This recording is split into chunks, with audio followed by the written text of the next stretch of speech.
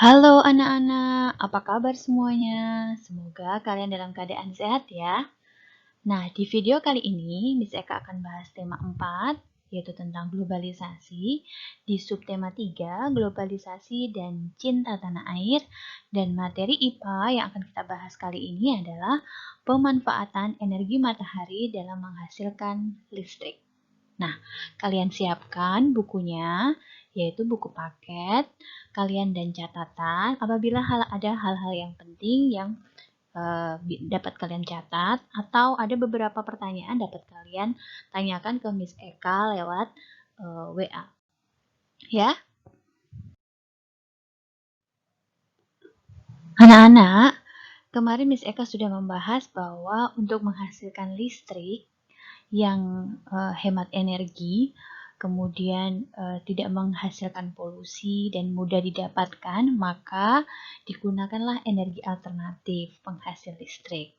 Nah, energi alternatif ini adalah energi terbarukan yang berasal dari alam, ramah lingkungan karena tidak menghasilkan polusi udara dan mudah didapatkan dan memiliki jangka waktu habis yang lama. Nah, energi alternatif itu antara lain ada sinar matahari, ada arus air atau gelombang atau ombak. Kemudian atau juga bisa kalau arus air ya air sungai yang mengalir kayak air terjun gitu ya. Tapi kalau waduk yang tenang itu nggak bisa digunakan karena yang digunakan adalah air yang mengalir gitu ya. Kemudian ada angin, kemudian ada ombak laut, ada kotoran ternak karena dia akan menghasilkan biogas. Kemudian limbah pertanian dan ada juga panas bumi. Nah, di balik keuntungan-keuntungan penghasil energi listrik ini ada juga kekurangannya, anak-anak. Jadi energi alternatif ini biasanya itu bergantung pada musim. Contohnya, jika pada musim penghujan, tentunya kalian akan sulit menemukan sinar matahari. Kalaupun ada, intensitas cahaya mataharinya itu kecil, sehingga ketika musim hujan, energi listrik yang dihasilkan pasti juga kecil, gitu ya. Nah, begitu juga angin. Ketika tidak ada musim angin, otomatis kincir angin tidak dapat berputar. Kalau tidak berputar ya, pasti tentunya tidak dapat menghasilkan listrik gitu ya, paham ya? Jadi energi alternatif itu kekurangannya bergantung sama musim, kemudian yang kedua dia menggunakan alat-alat yang cukup mengeluarkan budget atau sedikit mahal gitu ya, dan dia juga perlu orang yang sudah ahli dalam mempelajari pembangkit listrik sederhana atau pembangkit listrik yang sudah besar ya. Nah, itu perlu orang yang ahli, orang yang memang mempelajari tentang cara menghasilkan listrik. Jadi ada 3 ya anak kekurangannya, tergantung sama musim, perlu alat yang cukup mahal, dan orang yang memang sudah terlatih. Oke? Anak-anak, di subtema sebelumnya kita mempelajari tentang pembangkit listrik tenaga air ya. Nah, kali ini di subtema 3 kita akan mempelajari tentang pembangkit listrik tenaga surya yang disingkat dengan PLTS. Jadi, anak-anak, matahari itu memiliki 2 energi, yaitu energi panas dan energi cahaya. Energi panas tentunya yang menyebabkan kita gerah. Energi cahaya adalah energi matahari yang menerangi bumi sehingga kita bisa melihat pada siang hari. Coba bayangkan kalau tidak ada matahari pada siang hari, tentunya akan sama pada malam hari, gelap gitu ya. Nah, energi panas matahari ini dimanfaatkan sebagai sumber energi listrik dengan bantuan peralatan yang disebut dengan panel surya atau sel surya. Jadi, panel surya atau sel surya ini adalah alat yang berbentuk lempengan logam yang mampu mengubah energi panas menjadi energi listrik. Nah, alat itu seperti apa? Miss Eka sudah tampilkan gambar.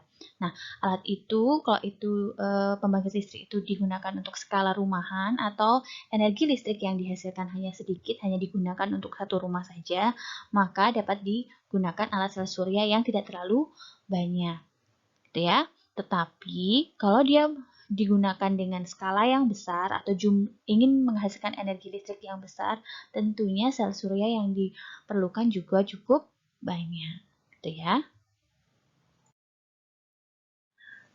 Nah, anak-anak, bagaimana sih mekanismenya dari cahaya matahari sampai bisa dinikmati listriknya? Jadi dapat kalian baca. Saya akan sajikan gambar dan urutannya ada 1, 2, 3, dan 4. Nah, mekanismenya yang pertama adalah panel surya itu ditaruh di atap rumah gitu ya. Kalau ini hanya skala rumahannya. Nah, panel surya ini mengubah radiasi matahari. Radiasi matahari itu kan perpindahan panas ya. Jadi radiasi adalah perpindahan panas tanpa perantara yang dimiliki matahari ditangkap oleh si panel surya ini, gitu ya.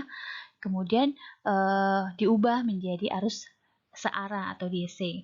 Nah, kemudian energi arus listrik ini ditampung, jadi ada alat namanya inverter mengubah listrik DC tadi yang searah menjadi arus bolak-balik atau AC untuk pemakaian rumah. Jadi itu kalau untuk dipakai untuk di rumah sendiri, maka diubah dia menjadi arus bolak-balik gitu ya. Nah, untuk listrik yang dihasilkan dan dipakai untuk pemakaian listrik di rumah gitu ya. Jadi dia disalurkan ke alat-alat, mungkin lampu, mungkin mesin cuci, kulkas dan sebagainya. Kemudian kelebihan dari energi yang ada di rumah itu bisa disalurkan ke PLN, yaitu kelebihan listrik diekspor ke PLN sebagai deposit atau tabungan dengan KWH Exim. Jadi KWH-nya mungkin agak kecil ya, nanti dikumpulkan, jadi kan banyak gitu nanti energi listrik yang ditampung. Nah, energi listrik yang sedikit ditampung ini lama-lama kan banyak dan bisa disalurkan ke rumah-rumah yang lain yang mungkin tidak memiliki panel surya gitu ya. Nah, anak-anak, kalian tahu tidak manfaat energi listrik lain-lainnya di dalam kehidupan sehari-hari? Ya, selain menghasilkan listrik, selain digunakan untuk menjemur pakaian, menjemur bibit-bibit atau menjemur kayak padi, jagung, atau bahkan ikan asin, ya, atau membantu petani untuk membuat petani garam ya. Jadi membuat garam, menguapkan air laut supaya ada endapan garam. Nah, ada beberapa manfaat yang lain nih. Yang pertama tadi ada panel surya ya, yang untuk kebutuhan listrik di rumah. Kemudian yang kedua, digunakan untuk kebutuhan listrik, lampu penerang jalan. Jadi kalau kalian lihat atau kalian perhatikan pada saat kalian di mobil atau lagi jalan, perhatikanlah di tengah jalan itu, jadi ada jalur pemisah antara jalur kiri dan jalur kanan. Biasanya di tengah-tengah itu ada dipasang lampu penerang jalan. Nah, perhatikan yang bagian atasnya. Jika ada yang mendongak ke atas, ya, itu biasanya diisi alat panel surya supaya menghemat energi. Nah, energi listriknya untuk di mana? Ya, untuk lampu itu sendiri, gitu ya, supaya tidak menggunakan listrik yang ada di PLN. Kemudian ada juga digunakan untuk kebutuhan lampu lalu lintas. Nah, kalau kalian berada di traffic light, coba perhatikan apakah ada alat yang mendongak ke atas seperti kaca film atau yang berwarna gelap gitu ya. Nah, kalau ada berarti traffic light itu menggunakan energi listrik yang dihasilkan oleh energi cahaya matahari. Nah, yang lainnya ada juga, kalian pernah perhatikan nggak kalau kalkulator kalian ada bagian yang seperti kaca film di atasnya itu ya. Berarti kalkulator kalian dia menggunakan energi cahaya matahari dirubah menjadi energi listrik sehingga kalian bisa menggunakan kalkulator kalian. Kemudian ada juga nih digunakan sebagai power bank, jadi untuk menyimpan energi listrik. Gitu. Umpamanya kadang-kadang alat ini digunakan untuk orang yang sedang mendaki gunung. Jadi kalau dia suka hiking, biasanya kan nggak ada colokan nih, nggak ada listrik nih. Kalau dia harus mencharger, jadi dia harus membawa alat seperti ini yang memanfaatkan cahaya matahari, disimpan dan diubah menjadi energi listrik sehingga dia bisa cas handphonenya. Kemudian ada juga digunakan untuk energi atau listrik yang dimanfaatkan untuk apa namanya pengintai ya, jadi kayak kamera pengintai gitu ya, atau apa ya, kok misalnya lupa ya namanya, kamera yang ada di rumah gitu ya, supaya nggak ada maling gitu ya. Tahukah anak-anak, selain yang Miss Eka sebutkan tadi, manfaat listrik dari manfaat listrik yang dihasilkan oleh cahaya matahari, ada juga manfaat matahari untuk yang lain nih. Contohnya, panas matahari dimanfaatkan untuk oven, ya. Jadi oven kan biasanya pakai api ya, atau pakai listrik ya, tetapi ini oven pakai cahaya matahari. Jadi dia menggunakan kaca. Kalian masih ingat nggak pada saat kalian kelas 4 atau kalian kelas 5 menggunakan kaca loupe? Jadi kaca pembesar, kemudian kita fokuskan ke cahaya matahari di dalam satu titik, maka lama-kelamaan titik itu kertas itu akan terbakar kan? Masih ingat nggak? Nah, dari prinsip tersebut, maka kita dapat memanfaatkan nih bahwa energi kan menghasilkan matahari kan menghasilkan energi panas nih. Jadi energi panas ini akan dimanfaatkan untuk memanaskan makanan, gitu ya. Jadi kalian bisa perhatikan pada gambar. Di sana ada kaca gitu ya. Nah, kaca ini memantulkan cahaya matahari. Nah, di bagian tengah, coba kalian lihat, bagian tengah itu ada kotak di dalamnya di mana berisi makanan yang akan di oven gitu ya. Jadi prinsip kerjanya yaitu mengumpulkan panas matahari ke sebuah titik, namun bahan makan terlebih dahulu dibungkus. Tapi bahan makanannya itu harus dibungkus dulu ya sama kertas aluminium. Nah, kenapa kertas aluminium? Karena kertas aluminium foil ini dia tuh menyerap panas.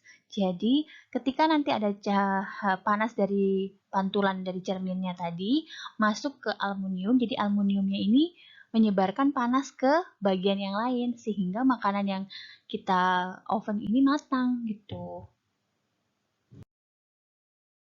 Nah, anak-anak, untuk materi di subtema 3 kali ini tentang pemanfaatan cahaya matahari untuk menjadi listrik sudah selesai. Jadi, seperti biasa, di setiap pembelajaran kita akan berlatih untuk mengerjakan soal. Nah, tugas kalian di tema 4 subtema 3 ini, kalian kerjakan latihan subtema 3 pada buku Bu Pena halaman 83 sampai 84. Ingat, bagian IPA saja. Jadi, jawabannya itu kalian tulis di buku latihan dengan rapi. Kenapa Miss Eka minta di buku latihan? Karena kadang di buku paket itu, tempat untuk kalian menulis itu hanya sedikit. Jadi, kadang-kadang tulisan kalian itu kalau difoto, dikirim ke Miss Eka itu nggak jelas. Contohnya, mungkin pertanyaannya menjelaskan gitu kan. Berarti kalian harus menjelaskan dengan detail gitu ya, bukan hanya disebutkan secara singkat saja. Jadi kalian harus memahami bentuk pertanyaannya, suruh menyebutkan atau menjelaskan. Kalau menjelaskan ya kalian harus dijelaskan gitu ya.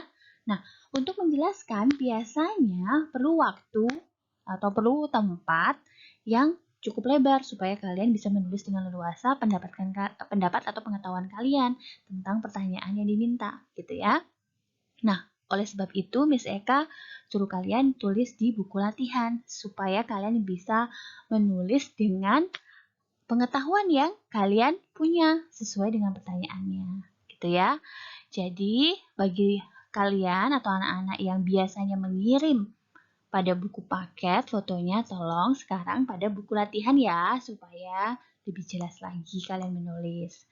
Nah, setelah kalian tulis di buku latihan jawabannya saja, kalian foto, kalian kirim ke Miss Eka. Seperti biasa, batas pengumpulannya adalah hari ini pukul 20 WITA. Oke? Selamat belajar, selamat mengerjakan tugas. Ciao. Baiklah anak-anak, demikian video Miss Eka kali ini. Semoga videonya bermanfaat buat kalian ya. Semoga bisa membantu kalian dalam belajar dan memahami materi yang ada di buku. Jika ada pertanyaan, kalian boleh tanyakan ke Miss Eka. Miss Eka dengan senang hati membantu kalian dan menjawab. Atau mungkin kalau Miss Eka tidak bisa menjawab, mari kita cari sama-sama jawabannya. Oke, terima kasih dan sampai jumpa di video yang lainnya. Dadah!